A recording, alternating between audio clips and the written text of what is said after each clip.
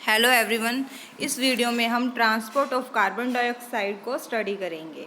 तो हम स्टार्ट करते हैं। CO2 is carried by haemoglobin as carbamino haemoglobin. तो ये कह रहे हैं कि जो CO2 जो है, जब हीमोग्लोबिन CO2 को कैरी करता है तो वो क्या बन जाता है, क्या बनाता है, कार्बिनो हीमोग्लोबिन।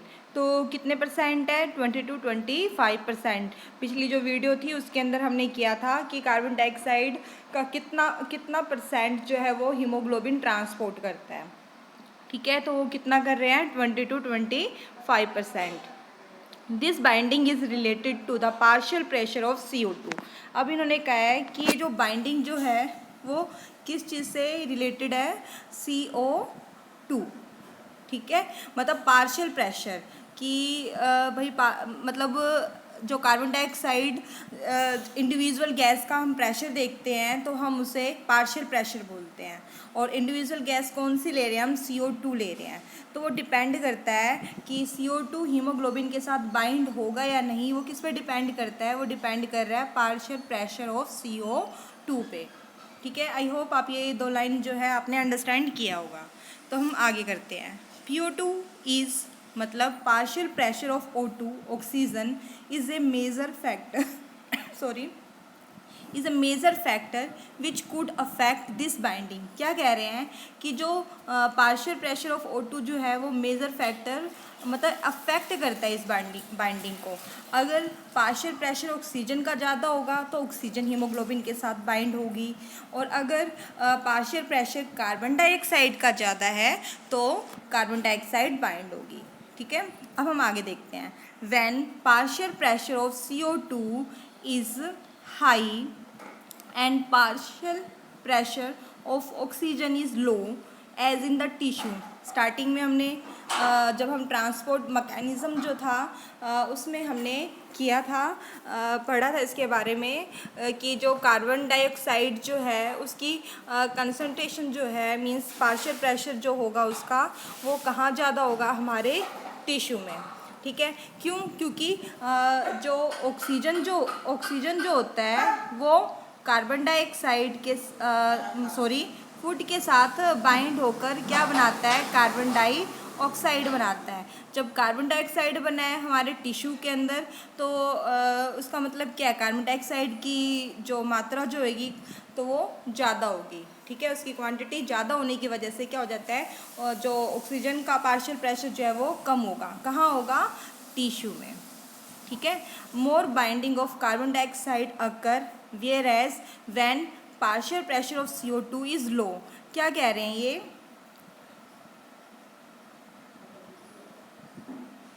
देखो ये क्या कह रहे हैं, ये कह रहे हैं कि जब भाई कार्बन डाइऑक्साइड की कंसंट्रेशन जो है वो ज़्यादा हो, ठीक है, तब क्या होगा, कार्बन डाइऑक्साइड बाइंड होगा। और जब पार्शियल प्रेशर ऑफ ऑक्सीजन ज़्यादा हो तब क्या होगा, भाई हीमोग्लोबिन के साथ ऑक्सीजन बाइंड होंगी।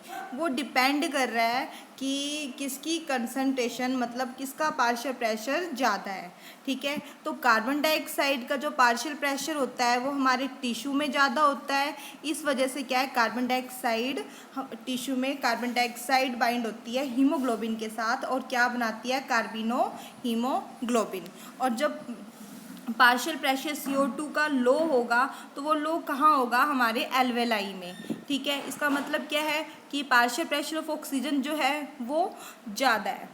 ठीक है, तो हमने कंडीशन देखी है कि कौन सी चीज़ कहाँ पे ज़्यादा है, मतलब पार्शियल प्रेशर कहाँ ज़्यादा हो रहा है और कहाँ कम हो रहा है। ठीक है, तो dissociation of carbon dioxide from carbamino haemoglobin takes place. अब इन्होंने क्या कहा है, ये बोल रहे हैं कि जब एल्वेलाई के अंदर जब ऑक्सीजन जो है ज़्यादा हो, ठीक है, तब वहाँ पे किस चीज़ का डिसोसिएशन होगा, वहाँ पे कार्बन डाइऑक्साइड का डिसोसिएशन होगा। ठीक है, तो अगर आपसे कोई ये पूछ ले कि कार्बन डाइऑक्साइड का डिसोसिएशन कहाँ होता है तो आप क्या बताओगे, एल्वेलाई में। ठीक है, और अगर भाई वो पूछे कि ऑक्सीजन का डिसोसिएशन कहाँ होता है तो ऑक्सीजन का डिसोसिएशन कहाँ हो रहा है, हमारा टिश्यू में। ठीक है, आई होप आपने ये दोनों कंडीशन अंडरस्टैंड कर लियो। अब हम आगे देखते हैं। Carbon dioxide which is bound of haemoglobin from the tissue is delivered at the alveoli. ठीक है, अब इन्होंने कहा है कि जैसे ही कार्बन डाइऑक्साइड जो है भाई हीमोग्लोबिन जब बाइंड करता है उसको कार्बन डाइऑक्साइड को, तो वो टिश्यू से कहाँ उसे डिलीवर करता है, एल्वेलाई में। ठीक है, तो RBC contain are very high concentration of the enzyme carbonic anhydrase and minute quantity of the same present in the plasma too। अब इन्होंने कहा है कि आरबीसी के अंदर एक एंजाइम होता है कार्बोनिक एनहाइड्रेज। ठीक है, तो ये एंजाइम भाई दोनों डायरेक्शन में काम करता है। तो कार्बोनिक एनहाइड्रेज कर क्या रहा है, हम वो देखते हैं। तो कार्बन डाइऑक्साइड क्या करता है, कार्बोनिक एनहाइड्रेज क्या करेगा, जब कार्बन डाइऑक्साइड और वाटर जो है जब ये बाइंड हो जाता, अभी हमने किया था कि जो टिश्यू जो होता है हमने किया था, टिश्यू जब फूड ऑक्सीजन के साथ बाइंड होता है तो वो क्या रिलीज़ करता है, O2, और साथ में क्या रिलीज़ करेगा, वाटर।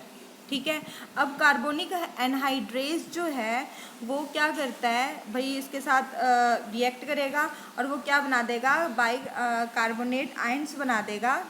ठीक है, और फिर क्या कहते हैं, कार्बोनेट आयंस और हाइड्रोजन को वो रिलीज़ करेंगे। ठीक है, तो जब हम एक्सेल करते हैं तो क्या भाई रिलीज़ होता है, कार्बन डाइऑक्साइड और वाटर।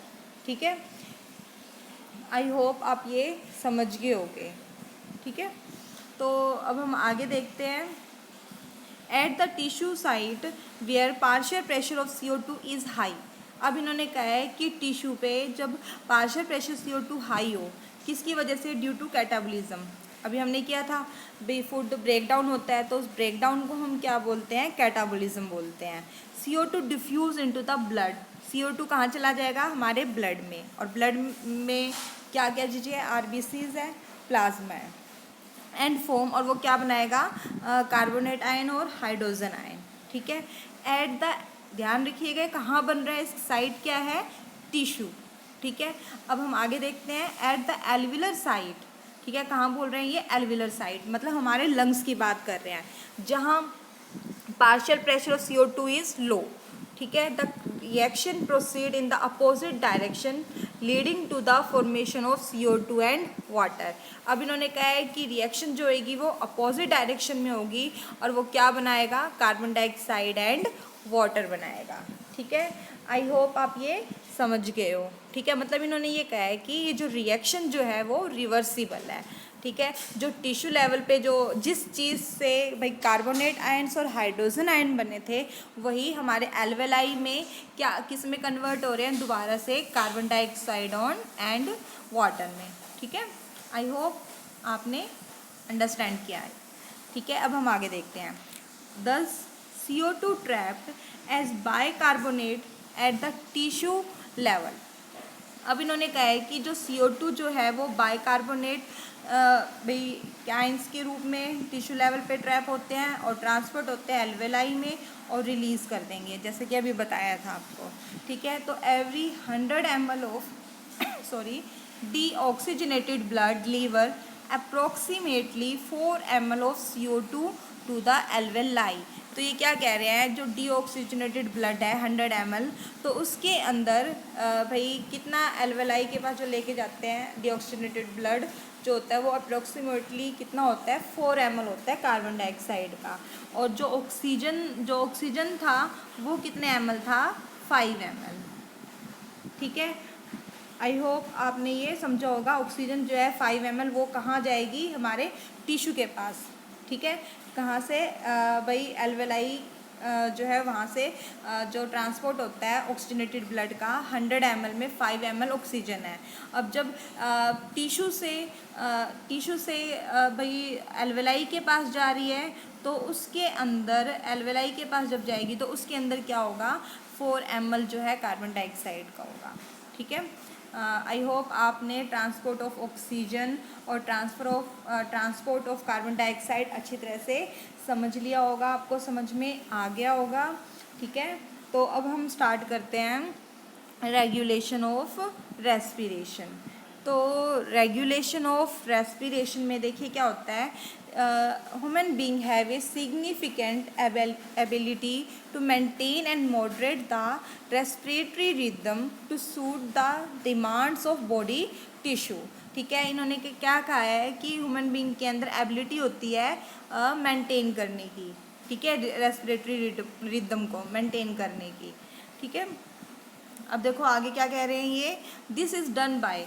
अब ये किसके थ्रू होता है, तो भाई दो साइड होती है, भाई दो कंट्रोल सिस्टम है मैकेनिज्म में।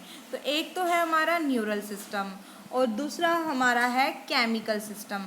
तो पहले हम न्यूरल सिस्टम करेंगे और फिर बाद में क्या है हम केमिकल सिस्टम करेंगे। न्यूरल बोला है तो हमारा नर्वस सिस्टम काम करेगा यहाँ, केमिकल बोला है तो जो केमिकल्स जो होते हैं, ठीक है, तो वो भाई क्या कहते हैं वो कंट्रोल करते हैं। ठीक है, मतलब जैसे कार्बन डाइऑक्साइड वगैरह जो हो गए, ये सारी चीज़ें जो हैं वो उन्हें कंट्रोल करेंगी। ठीक है, तो हम अब आगे देखते हैं। स्पेशलाइज सेंटर कहाँ प्रेजेंट है? Specialise centre in the medullary region of brain, इसे हम क्या बोलेंगे? Respiratory rhythm centre. क्वेश्चन आ सकता है कि name the respiratory rhythm centre, तो आप क्या बताओगे? भाई रेस्पिरेटरी रिदम सेंटर क्या है? भाई मेड्यूलर रीजन है। ठीक है, is primarily responsible for regulation, मतलब स्टार्टिंग में ये काम करता है। ठीक है, another centre present in the pons region of the brain. अब दूसरा सेंटर कहाँ प्रेजेंट है? हमारे ब्रेन के पोन्स रीजन में, उसे हम क्या बोलेंगे? Pneumotaxic centre. ठीक है, तो can moderate the function of respiratory rhythm centre. ये क्या करता है? ये रेस्पिरेटरी रिदम सेंटर के फंक्शन को मॉडरेट करता है। ठीक है, आई होप आप ये दोनों समझ गए होंगे। तो हम न्यूरल सिस्टम कर रहे थे, तो यहाँ पे सेंटर बताए हैं इन्होंने, एक तो कहाँ प्रेजेंट है? मेड्यूलर रीजन में, और दूसरा कहाँ प्रेजेंट है? हमारे पोन्स रीजन में। ठीक है, दोनों ही ब्रेन के रीजन है। अब हम आगे देखते हैं।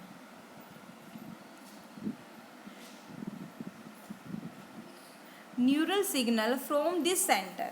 अब इन्होंने क्या कहा है कि एक सिग्नल आता है इस सेंटर से। ठीक है, can reduce the duration of inspiration and thereby alter the respiratory rate. तो इन्होंने कहा है कि जो हमारी इनहेलेशन करने की जो पावर जो होती है, एबिलिटी जो होती है, वो क्या करता है? रिड्यूस करता है इस सेंटर से न्यूरल सिग्नल।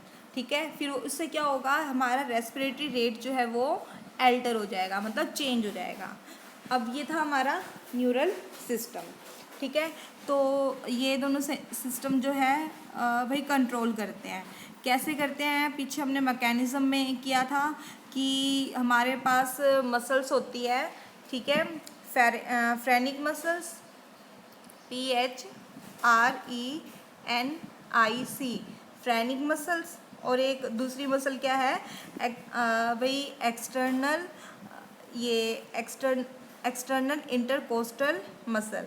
ठीक है, तो ये दोनों तो करती है हमारी इंस्पायरेटरी सेंटर को कंट्रोल, जो कि मेड्यूलर रीजन पे प्रेजेंट है, और जो क्या कहते हैं भाई और दूसरा एक्सपिरेटरी सेंटर जो है वो कौन से हैं? इंटरकोस्टल मसल और एब्डोमिनल मसल। ठीक है, तो ये सभी मसल्स जो है वो हेल्प करती है मतलब रेस्पिरेशन रेट को कंट्रोल करने में। ठीक है, आई होप आप ये नर्वस सिस्टम समझ गए होंगे।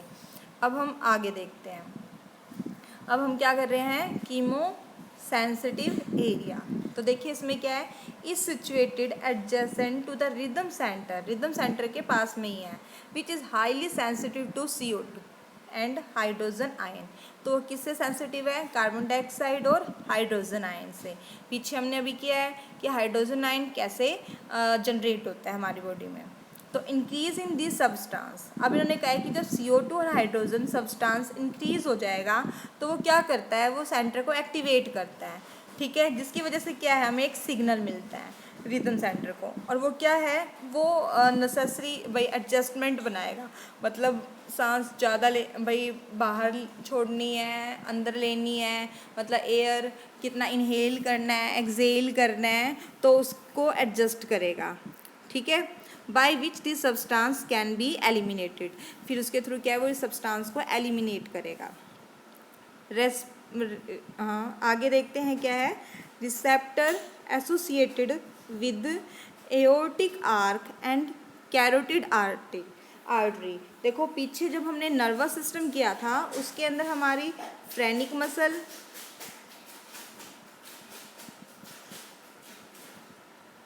ठीक है, जो फ्रेनिक मसल है, सॉरी RE होता है फ्रेनिक में, ठीक है।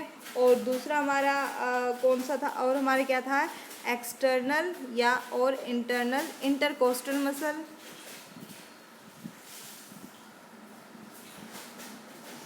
ये कहाँ प्रेजेंट है, अभी हमने पीछे जो वीडियो की है उसके अंदर हमने कर रखा है। ठीक है, इंटरकोस्टल मसल्स, और साथ में एब्डोमिनल मसल जो है वो हेल्प कर रहे थे, कहाँ, हमारे नर्वस सिस्टम जो कंट्रोल कर रहा था।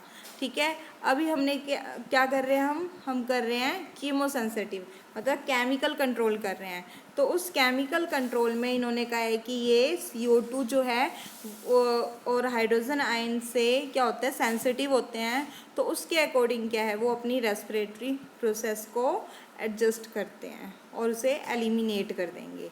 ठीक है, तो उनमें कौन हेल्प करता है, इनकी कौन से रिसेप्टर प्रेजेंट होते हैं, तो रिसेप्टर जो है वो एओर्टिक आर्क और कैरोटिड आर्टरी, ठीक है, वो दोनों जो है वो हेल्प करते हैं रिकॉग्नाइज करने में कार्बन डाइऑक्साइड और हाइड्रोजन आयन की कंसंट्रेशन कितनी चेंज हो रही है, ज़्यादा हो रही है या कम हो रही है, ठीक है, क्या हो रही है, तो उसके अकॉर्डिंग क्या है वो सेंड करते हैं नेसेसरी सिग्नल को। ठीक है, किसके पास वो सेंड करेंगे, हमारे रिदम सेंटर के पास। ठीक है, फॉर रिमेडियल एक्शन, मतलब उस वो देखे भाई वो उन्हें सिग्नल सेंड कर देंगे अगर हमारी बॉडी के अंदर कार्बन डाइऑक्साइड और हाइड्रोजन आयन कंसंट्रेशन ज़्यादा होगी तो क्या है, एक्सहेल करेंगे। ठीक है, the role of oxygen in the regulation of respiratory rhythm is quite insignificant। तो ये क्या कह रहे हैं, जो रोल है ऑक्सीजन का रेगुलेशन में बहुत ही इनसिग्निफिकेंट है। ठीक है, अब ऑक्सीजन की मात्रा कम हो रही है तो इसका मतलब क्या है, वहाँ पे कार्बन डाइऑक्साइड ज़्यादा हो रही है, तो इस प्रकार क्या है, इनका रोल जो है इनसिग्निफिकेंट है, उसके अकॉर्डिंग क्या है ये सिस्टम जो है हमारा वर्क करता है। ठीक है, आई होप आप इतना ये समझ गए होंगे। नेक्स्ट वीडियो में हम डिसऑर्डर ऑफ रेस्पिरेटरी सिस्टम करेंगे। Thank you.